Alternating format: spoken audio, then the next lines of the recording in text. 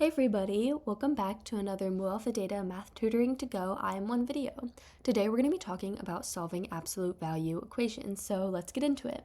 Okay, so before we get into how to solve absolute value equations, it's important to just go over the basics of what absolute value is so that we have that fundamental understanding before we jump into solving equations.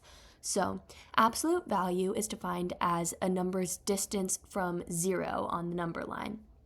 So, absolute value is often represented using this symbol. So say we're looking for the absolute value of -6, we would write it like this, with those two lines on either side to represent the absolute value. And the absolute value of -6 would equal 6.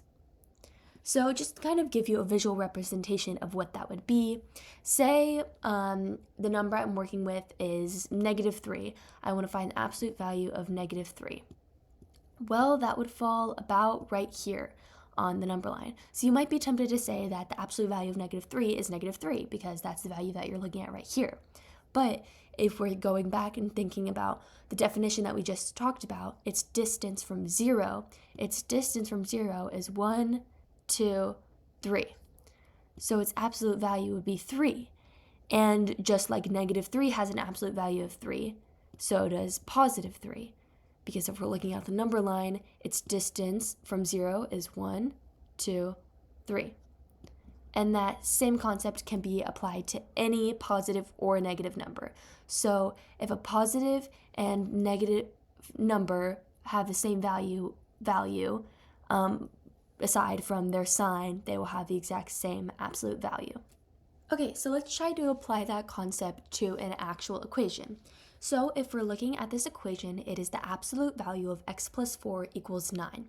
So as we were saying earlier, the number within an absolute value can be either positive or negative, but regardless, it will equal a positive number.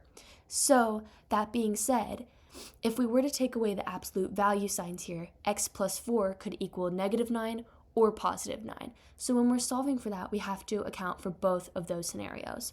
So we have to write out two different equations and we'll end up with two answers. So let's start with x plus 4 equals 9. So that's pretty simple. We just subtract 4 on both sides, and that would leave us with x equals 5. But then we also have to consider that within these absolute value brackets, that x plus 4 could equal -9. Not the absolute value of x plus 4, but what's within the absolute value could equal -9. So we have to account for that by saying x plus 4 equals -9 as well. So that way we can figure out that if we subtract 4 for both sides and just solve for x, that's going to give us x equals -13. And we can check our work by plugging that back in. So if we plug in 5, that's going to give us 5 plus 4, which is 9. So the absolute value of 9 is 9 because the 9's distance from 0 is 9. And if we were to plug in -13 plus 4 equals -9. And the absolute value of -9 is 9 because -9 also has a distance of 9 from 0 on the number line. Okay, so now we're going to practice with an equation that is just a little bit more complicated. When we're looking at this equation, it's important to remember one thing that is vital to absolute value equations, which is that before you begin solving and before you break it up into two equations, you have to isolate your absolute value statement.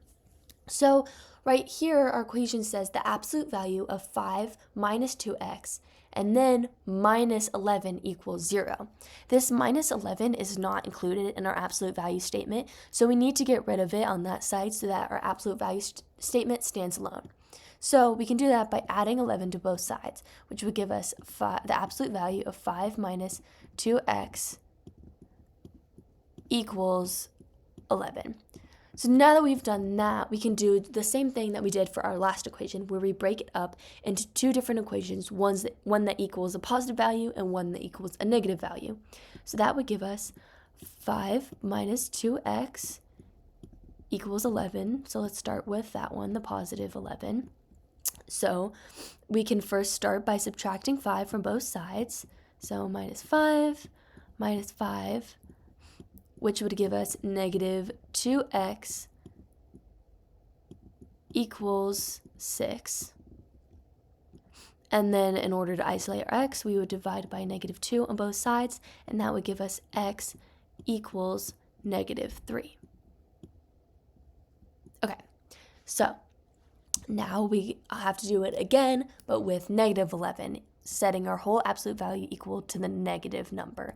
So that would give us 5 minus 2x equals negative 11. So in this scenario, we would again subtract 5 from both sides, which would give us negative 2x equals negative 16 this time. And again, isolating x by dividing by negative 2 gives us x equals 8. So let's check that by plugging in both of the values. So if we were to plug in negative 3, that would give us 5 plus 6. Okay, sorry, I messed up there. We're going to plug it into this bottom equation, the one where we've isolated the absolute value, rather than the original equation we're given. So we plug in negative 3, and it would be 5 plus 6, which gives us the absolute value of 11 equals 11. So we know that's correct, because 11 is a distance of 11 from 0 in the number line. Pretty simple. So then we can do the same thing with 8. If we were to plug in 8 into our absolute value statement there, that would give us 5 minus 16, which would give us the absolute value of negative 11, which would also equal 11, because negative 11, just like 11, is a distance of 11 from 0 on the number line. So we know that both of those are the right answers, and we can move on. Okay, so for our final example, we're just going to look at something that's even a little bit more complicated than the last one, but still very manageable. So it's the exact same idea that we've been applying previously, where we first have to start by isolating the absolute value. So we can see that negative 10 right here, so we know that we first have to start by adding 10 to both sides. So if we add 10 on both sides, that will give us 3 absolute value of x minus 2, and pay close attention to how the 3 is not inside the absolute value. So that would equal 21. Okay, so you might be tempted to stop here and say that we've isolated our absolute variable, we're ready to go, ready to break it off. But this 3 is separate from the absolute value, the x minus 2 that's in the absolute value bracket. So we have to divide by 3. We have to get the absolute value completely by itself. Even if we're not adding or subtracting it, even multiplying is something that we have to get rid of before I can continue. So we have to divide both sides by 3, which leaves us with x minus 2 equals 7. Absolute value of x minus 2 equals 7. So now we just do the same thing that we've been doing, where we break it up into the positive and negative possible solutions for this absolute value equation. So that's going to give us x minus 2 equals 7. So we can start with this positive one. We'd add 2 to both sides, and that's going to give us x equals 9. And then for our negative possible solution, we can say x minus 2 equals negative 7.